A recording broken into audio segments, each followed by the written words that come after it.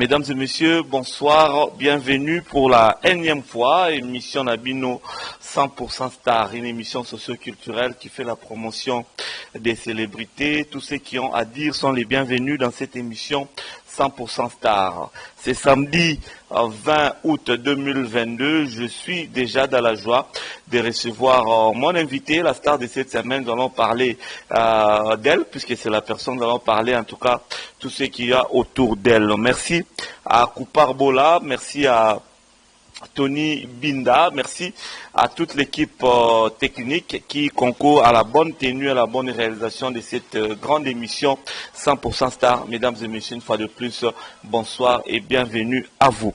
Alors, la star de cette semaine, on va recevoir une servante de l'Éternel, une chantre de l'Éternel. Elle chante pour les contes du Christ.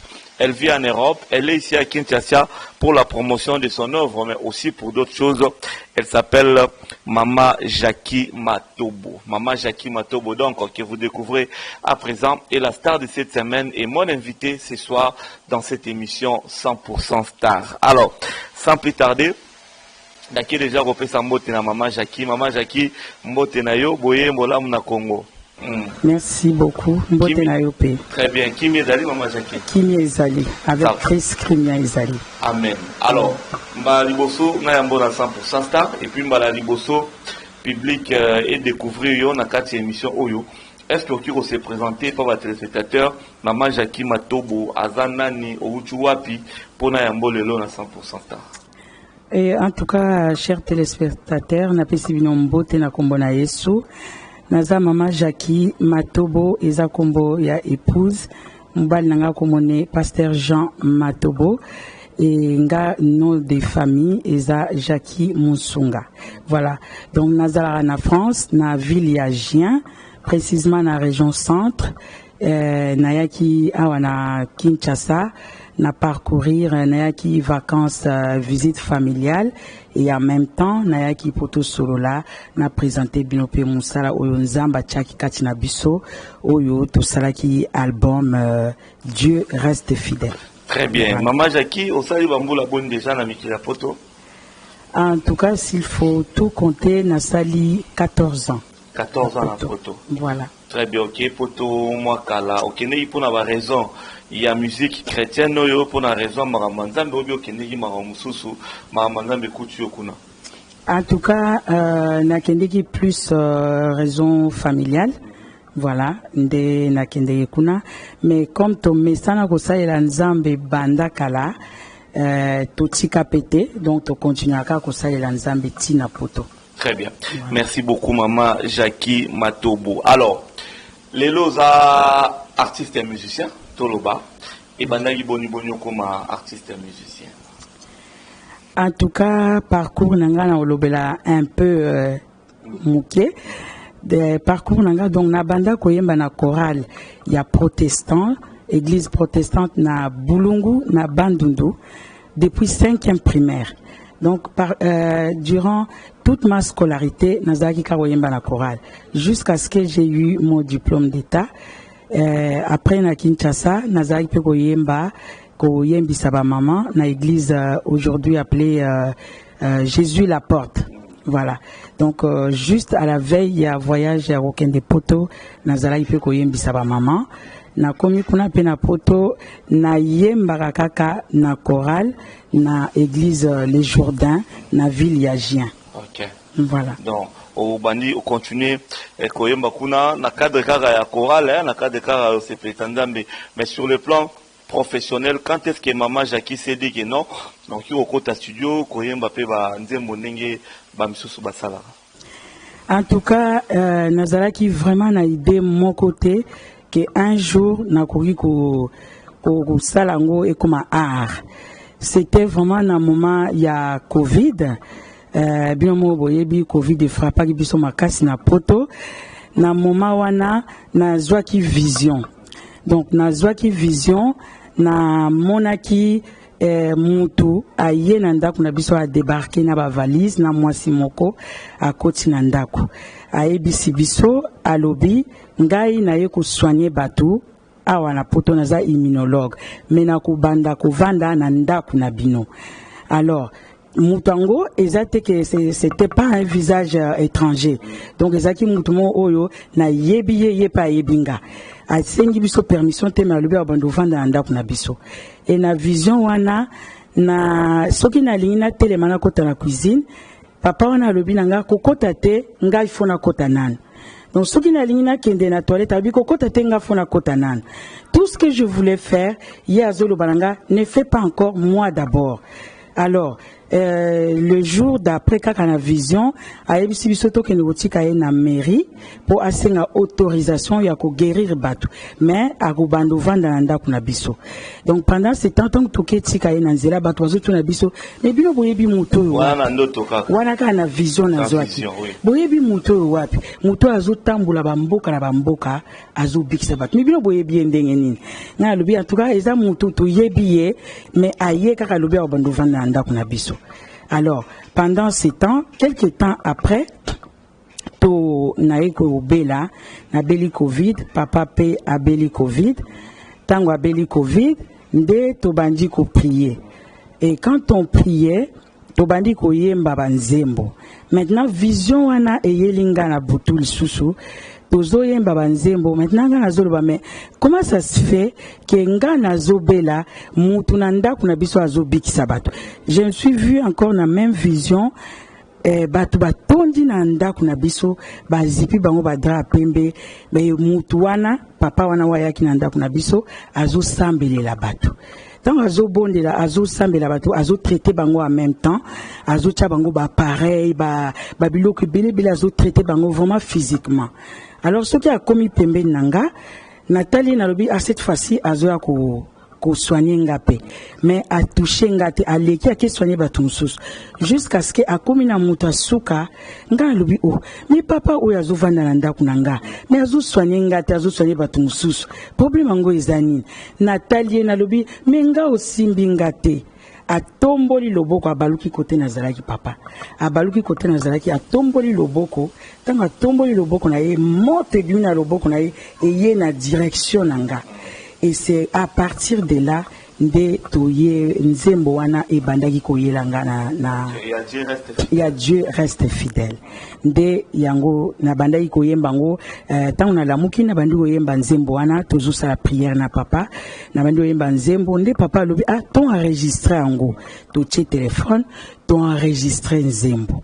Voilà, Nandena Yanguna Yembaki, c'est Dieu que je chante, je le connais et il me connaît. Donc, et Mouto Ayaki Nandak Nabiso, c'était Dieu. Ayebi biso, ce n'était pas un visage inconnu. Donc, Isaki vraiment Mouto, oh, Yongana Yebi, papa Ayebi, Yepe Ayebi biso.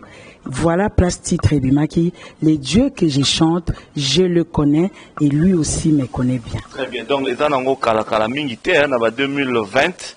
19 ou 20 ans au Covid et bandaki makasi bon. Est-ce que maman Jackie na famille les ancêtres ou bien mikolo ou biembela des nzambe nde inspira ki yo pe ou bien zaka na témoignage autour ça la bisonne au bandero yemba? Non, c'est-à-dire nga na famille bakoko nanga bazalaka ba maman légionnaire ya catholique bazalaki koyemba déjà na chorale et puis nga pe banda 5e primaire na lobaki je chante toujours dans la chorale jusqu'aujourd'hui na yemba kaka. Mais idée tant to bandi koyemba banzembo e bandi koyela biso on s'est dit banzembo inspiration e yeli biso na moment difficile il faut tout chango na support.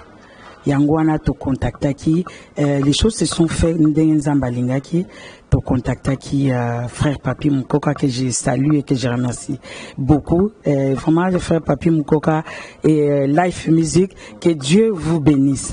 Bangonde ba sungi biso poto tchangona support.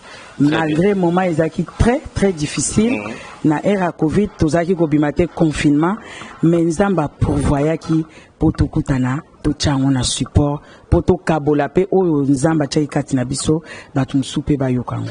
Ça veut dire que sœur maman Jackie oza pena na parcours te ndenge ba misusu abetaki boya uteki boya yo parcours ezate Nzamba sali yo grâce na faveur malamo. Voilà. Donc les simples parcours ils ont na zaki oyemba na voilà. Ti na Bulungu et puis na France aussi na yemba na chorale. Mais pour dire que na utaki place tel na sala qui album tel non.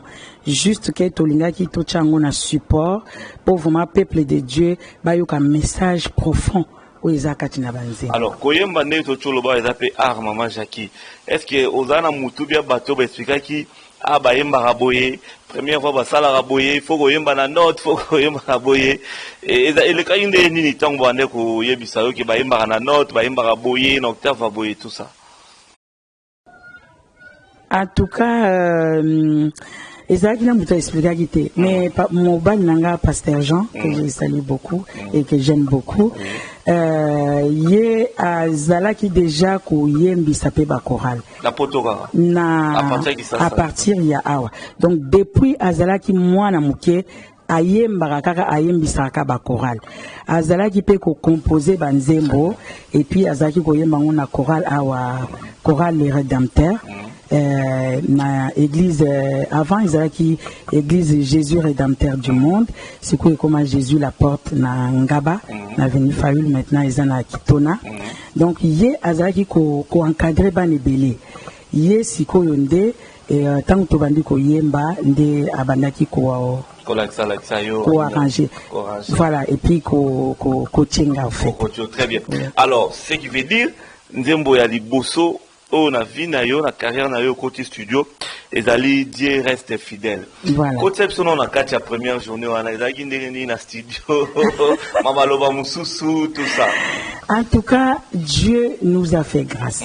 Vraiment, Dieu nous a fait grâce.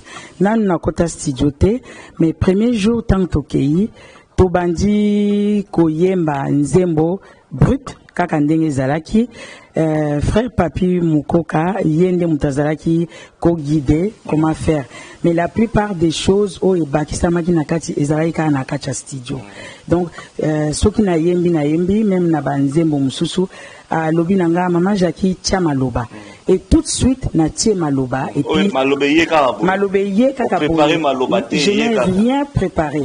Na préparé le hôtel na kota studio te na ebi pété eleka ndengeni mais Dieu nous avait fait grâce ce que lobi nanga tia maloba malobe yelinga à l'instant même na tia maloba et puis hier lobi nanga non c'est bon na bi ma papa tokoki ko changer les sous tabi non c'est bon donc jusqu'à la fin na banzembo nyonso oyo maloba na tia ba biloko mususu oyo ezavuma sur place et yaki kaka na mbala moko. Très bien.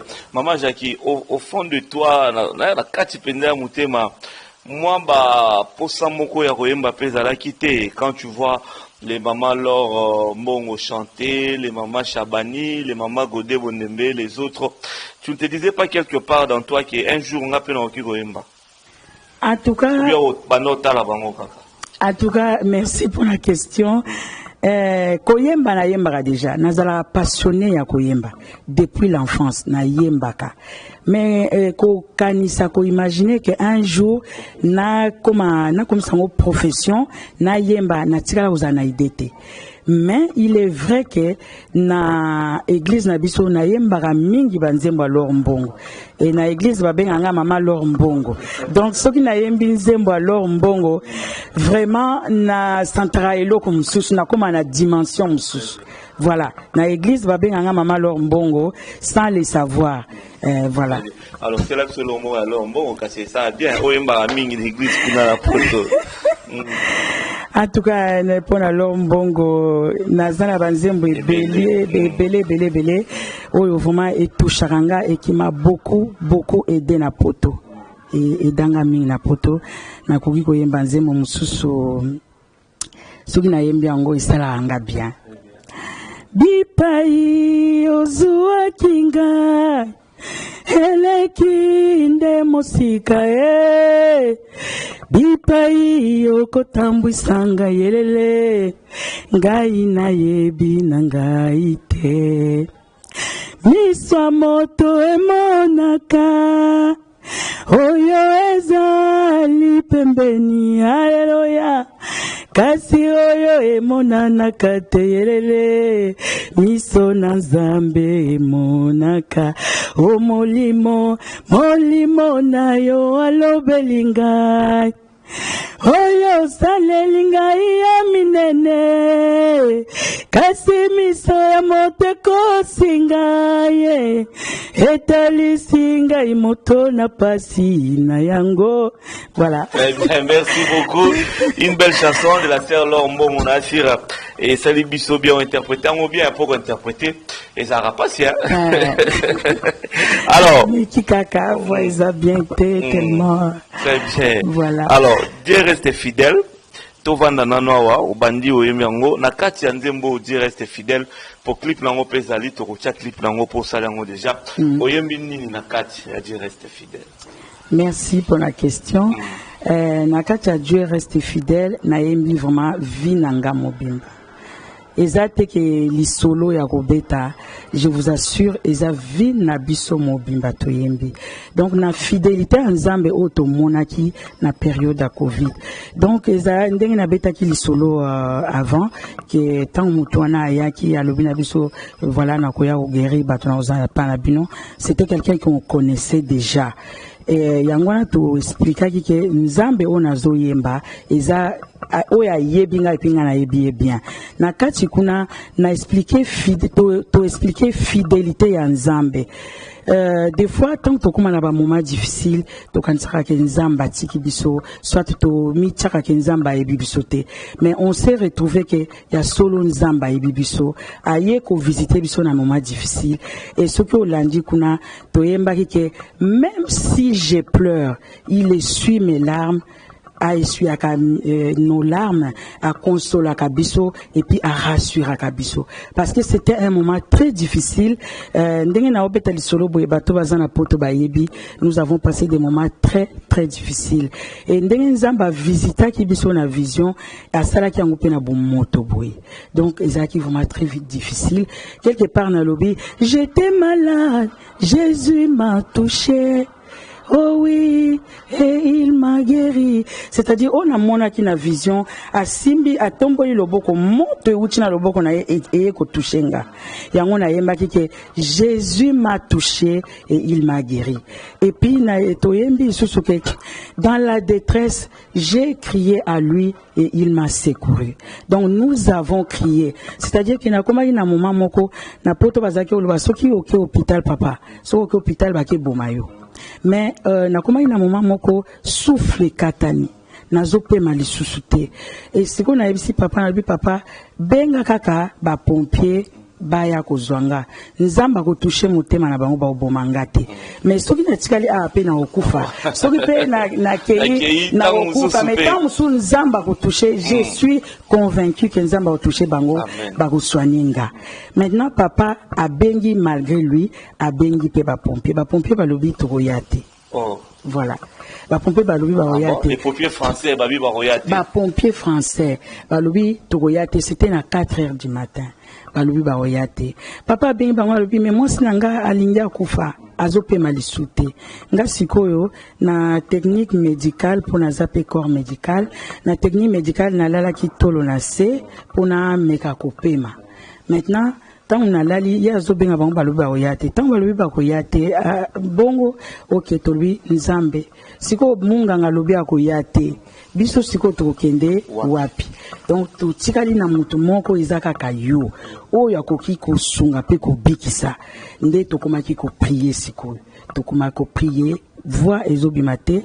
J'avais seulement souffle o ya muke ya se nde nazalaki ka loboko boye tozaki pe kolala na se makasa ko telema o mata na mbeto ezate nde on a commencé à prier de lobi Seigneur tu es le seul qui peut nous sauver. Nde akitaki asalaki loboko touchakinga et bikisakinga. C'était un jour ya Pâques. Un jour ya Pâques. Tant na 4h du matin nous avons commencé de prier de 4h du matin tozozela tongo etana me mulai. Tongo edotana te komi mulai. Tongo ekomi mulai. Ekomi ba 6 heures du matin nde wana toyoloba na okufa lisute. Na telemi ba 6 heures du matin na dimanche ya Pâques nde na yebisi papa chelanga banzembo. Nde papa chelinga banzembo ya Laure Mbongo. Oui. Banzembo ya sœur Laure Mbongo a chelinga fosuki na yoki yango vraiment esala anga bien. A chelinga banzembo na lobi Seigneur nazo telema nazo bina. Na telemi na bandiko bina makolo pasi nazo bina kaka bongo nazo bina na lobi Seigneur yo osekwa ki mukola Pâques ngape lelo eza Pâques na kokufa te na sekwi lelo. Amen. Donc décision on azoki ke na sekwi ya mwana bandai kokumisa nzambe. En tout cas, vraiment fidélité nae a manifesté en na kati na yo d'où titre nzembo yo Dieu reste fidèle au tiango petit album hein. Tiango titre et album parce que vraiment on a vu que Dieu est fidèle. Fidèle. Tu peut dire que Dieu est fidèle. Dieu est déjà fidèle. Il reste oui, fidèle. Oui. Et en vraiment, Nzamba inspira qui biso na sens que il reste fidèle. À changer à côté. Peu importe la situation, malgré le moment moko to passé qui très très difficile. Mais tu as réalisé que vraiment il est resté fidèle. Très bien, merci beaucoup. Mesdames et messieurs, on va maintenant suivre ces clips de la chanson Dieu reste fidèle, dans une chanson de mon invité de ce soir, maman Jackie Matobo Moutsenga, Moussonga, excusez-moi. Nzembo Kitoko, Dieu reste fidèle. Je vous demande de suivre cette chanson et puis Torozonga pour continuer des imparties à émission Nabiso 100% Star qui reçoit pour vous maman Jackie Matobo Moussonga.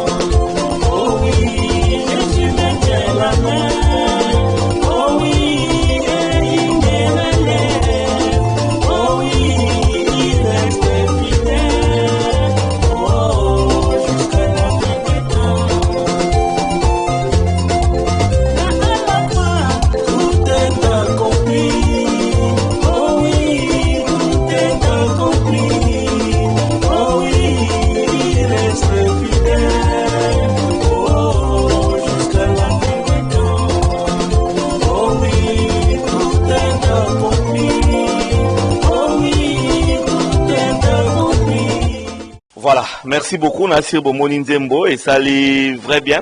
Mais apparemment au Bende Tomoni et dans le coup là au Babenga couple, tu vas couple pour le bail. Na papa vous êtes ensemble, papa pas yembara non comme tu as dit. Papa ayembara makasi koleka kuta. OK. Vraiment la grâce en Nzambe ya yemba pe mwana mukie.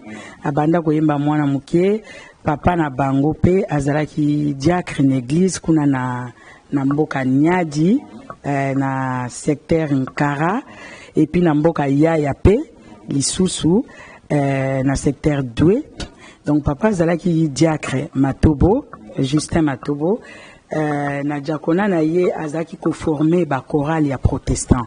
Voilà, na kacha ba chorale wana a forma bana na ye nyonso de ko bana na ene ti na cadet. Okay. Bango nyonso baza ko diriger ba chorale. Okay. Voilà.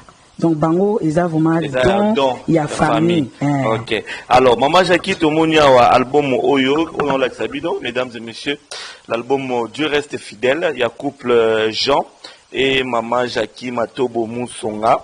Na moni banzembo eza 7 hein, Dieu reste fidèle, Ndanzam engolo baye. Ndanzam izana kiyanzi pour biso toza ba yanzi hein. Ndanzam izaba na kiyanzi laxi la parole de Dieu. Donc pour Nakati te expliquer la parole de Dieu ne passera jamais. Mais tout ce que nous voyons dans ce monde passera. Donc maloba nzambe eko lekate, eko changer pété, peu importe la situation. Donc te expliquer que ce qui est au Bible lobi tanga maloba wana butu pe moi yangonde eko lakisa onzela. OK. Voilà. Très bien. Ndanzam. Nous avons fait témoignage. Voilà. Ah là là là là. Voilà témoignage, il y a Dieu reste fidèle kaka. Témoignage, il y a Dieu reste fidèle kaka. Vraiment nzembo wana et toucharanga mingi. Et toucharanga mingi. Donc témoignage wana la même chose, le quoi Dieu reste fidèle. Na ba nzembo nyonso toyembika vie na biso mobimba. Donc ndenge na lucho loba inspiration nyonso yeli biso kaka na moment ya Covid.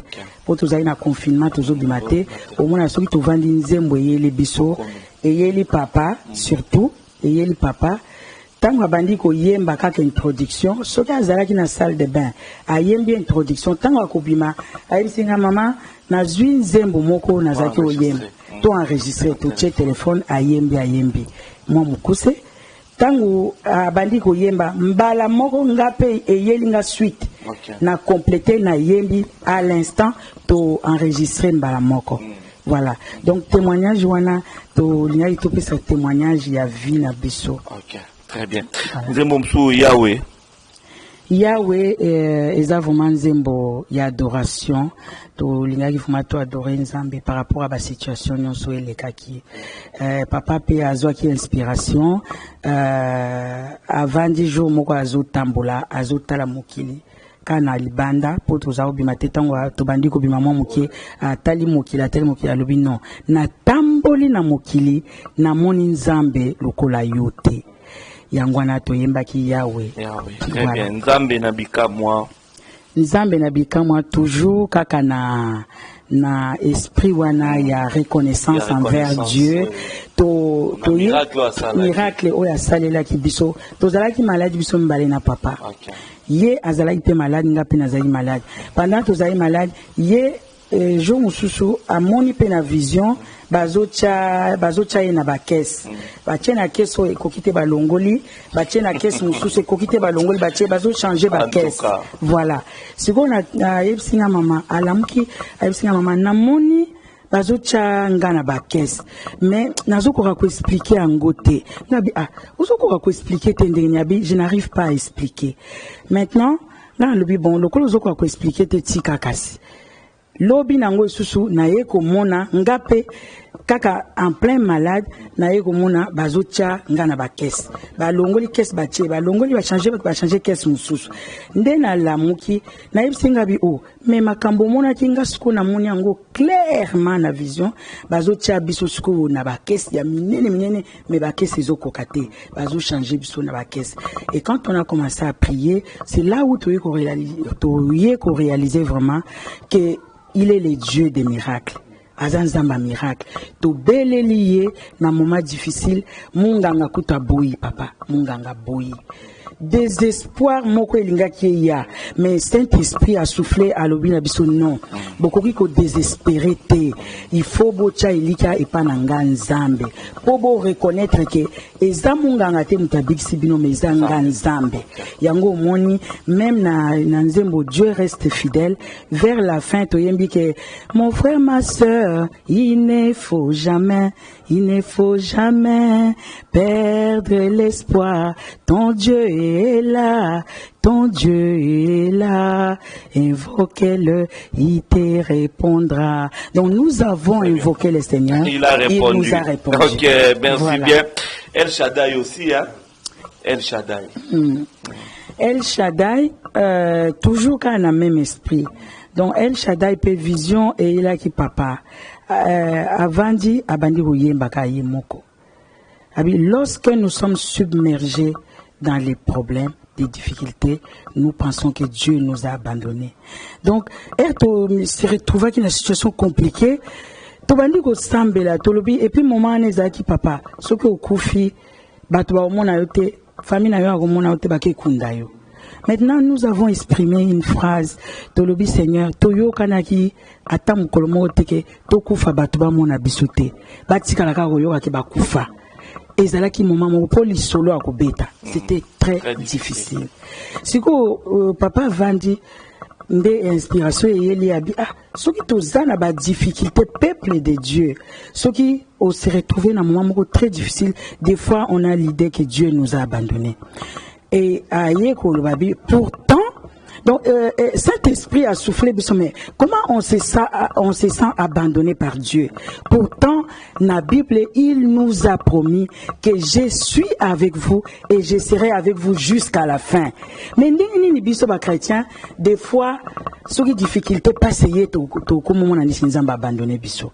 Yango to yembaki El Shaddai to lobi mais oza wapi kaka na prière tant tozo prier tozo lwanzambo oza wapi otiki biso pona nini oza wapi viens nous secourir. Très bien, merci beaucoup. Et puis dans mon 7e chanson Nakobanga te.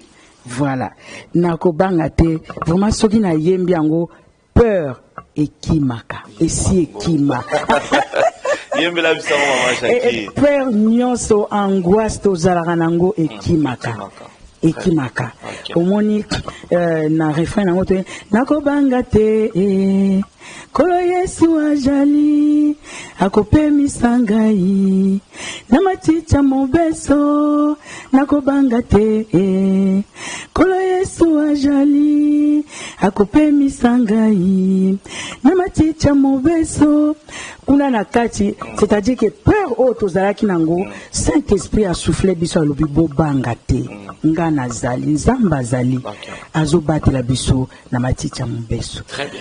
Donc ce que Olandi, pardon papa, ce que Olandi kuna na kati tozoyemba atambonge pe mi pepa makasi nakobanga te atambonge pe mi pepa makasi nakobanga te Yesu za musungi nanga akosunga kangai Yesu za musungi nanga lisungi ejali.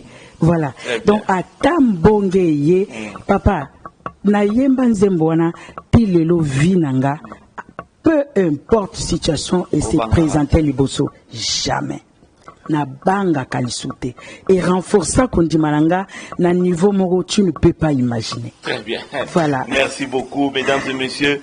Cet album Dieu reste fidèle du couple Pasteur Jean et maman Jackie Matobo Mutsunga. Donc un très bel album. Cette chanson, vous avez l'explication en tout cas sur le cœur de vos andis, Boluka, Bo s'approprier d'ango, Maman Jackie, Batouaki, vos ango, album Dieu reste fidèle. Album et bimi déjà, ils en ont CD, ils en ont réseaux sociaux bien définis. Et si et bimaki, ils ont tout ça là qui va CD parce qu'il y a poto, batou bachaka na ba voiture. Même à Wapé, ceux qui bateau bazan ba voiture, bakoki ko procurer ango. Ceux qui balingi bazwan en tout cas bakoki ko contacter bino.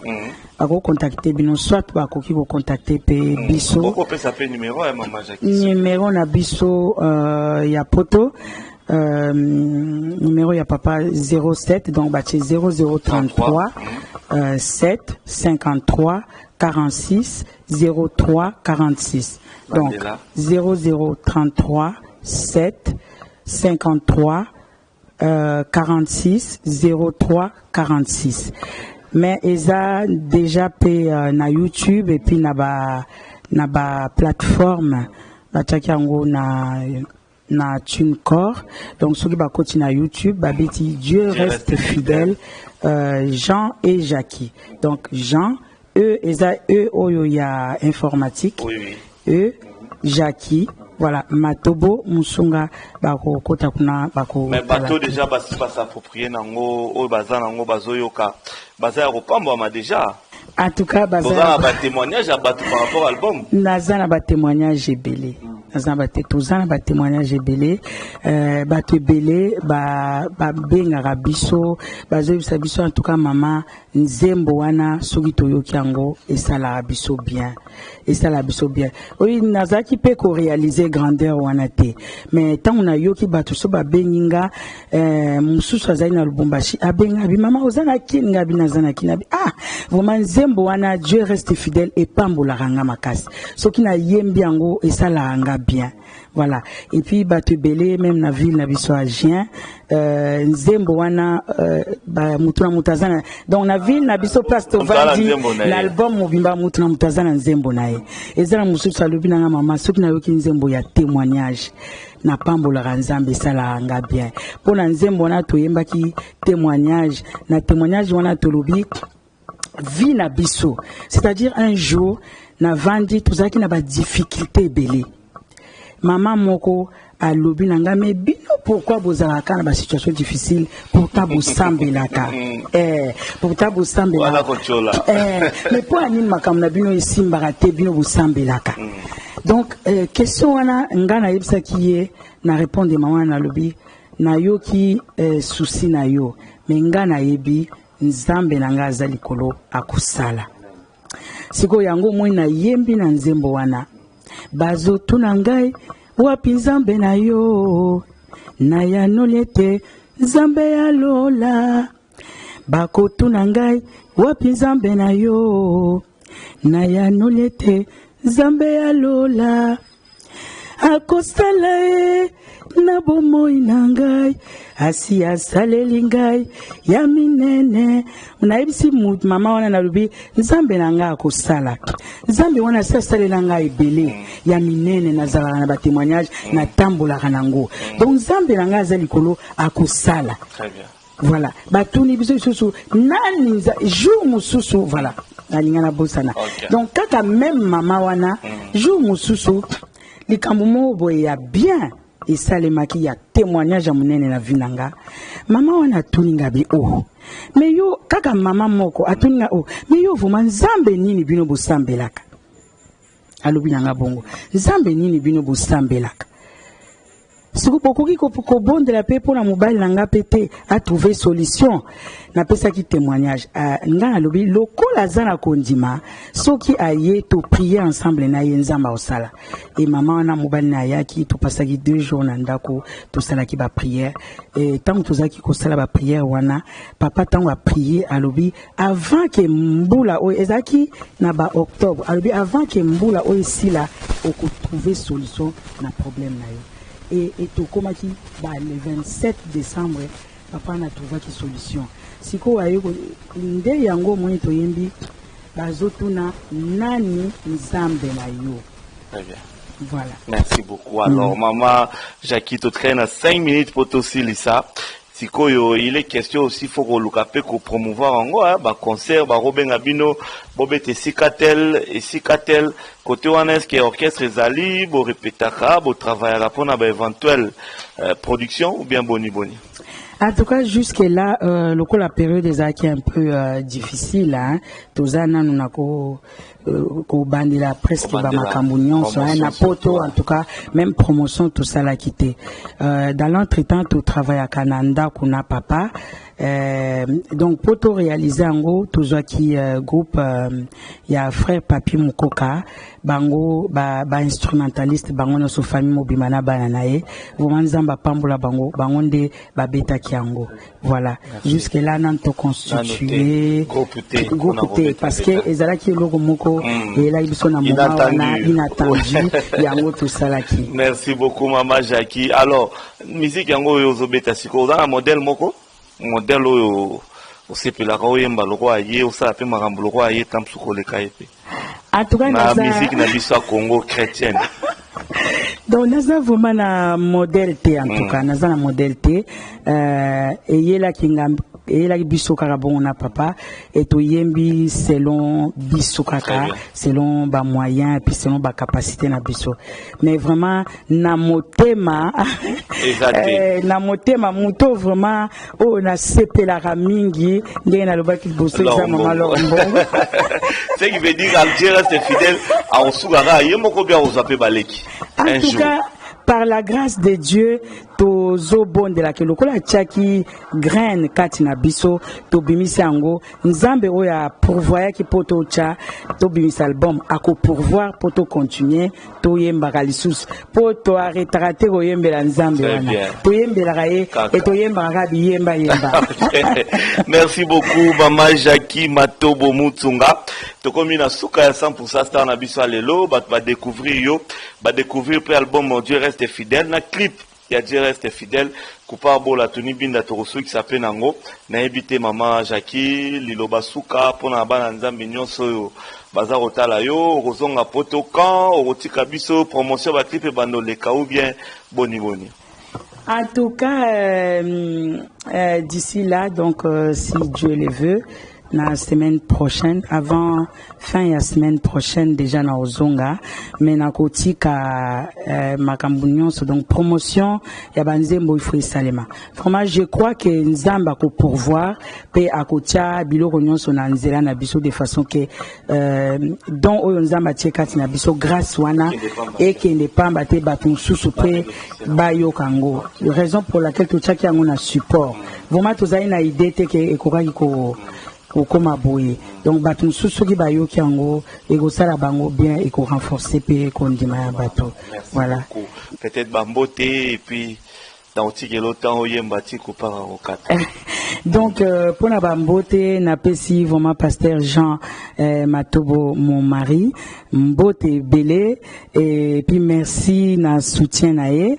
napesi pasteur Jean-Claude na Gien na église mobimba ya le Jourdain na pesi bango bambote belé na pesi frère Papi Mukoka et puis life music groupe na mobimba bambote belé na pesi frère Claude Malanga na mama Naïs mbote bambote belé et belé et puis na pesi sœur Marie-Jeanne Kinkani bambote belé yepe azana kacha clip wana azape moyembi ya nkolo na pesi mama Niki bambote belé na pesi mama Magui pe papa Hassan ba figurant ya clip mbote belé sœur Blandine Lufuma mbote belé na bino ville mobimba ya Gien bomoni mairie ba bâtiment wana mairie ya Gien château ya Gien vraiment bâtiment so ya ville ya Gien na pesi ba mbote belé maman Nathalie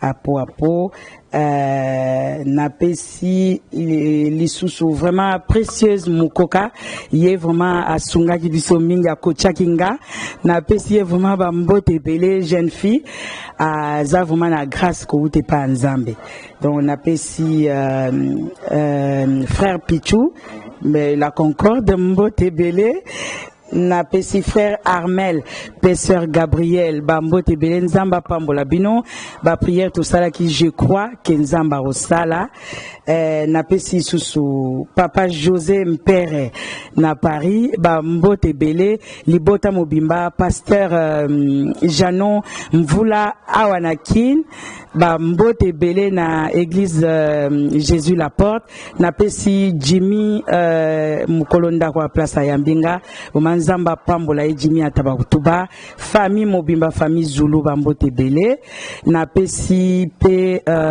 pasteur Jean-Claude Musunga oyazana Lubumbashi Mbote Bele pe famille Musunga Mobimba pe famille Matobo Mobimba Bambote Bele Nzamba Pambola Bino. Voilà, merci beaucoup. On appelle pesi Mbote na évangéliste Kabibi Dorcas, la femme qui craint Dieu depuis la ville de Bruxelles, en Belgique.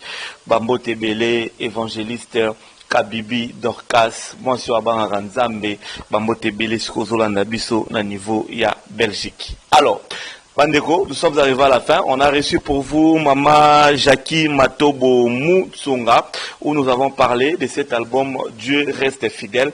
Na sur ba question na bino nyonso, numéro na biso ezali wana, bobenga biso to retransmettre ba message nyonso na Maman Jackie. Merci na Tony Binda, merci na Koupar Bola, merci na Giputu Makoso, Samson Lunga, tout le monde en tout cas. Merci na bino, Pati Sumbu également. Rediffusion émission sur le mardi à 16h30. Tu samedi prochain. On a invité Moussoussou. Maman Jackie, Sukisabiso Nawa, Kapela et Osalabiso moi bien. Kopa Rokata. Merci bien. À tout cas, Dieu reste fidèle. Les dieux que je chante, il me connaît bien. Oh oui, je le connais bien. Oh oui, je le servirai. Oh, jusqu'à la fin des temps.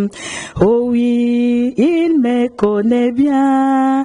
Oh oui, je le connais bien. Oh oui, je le servirai. Oh, jusqu'à la fin des temps.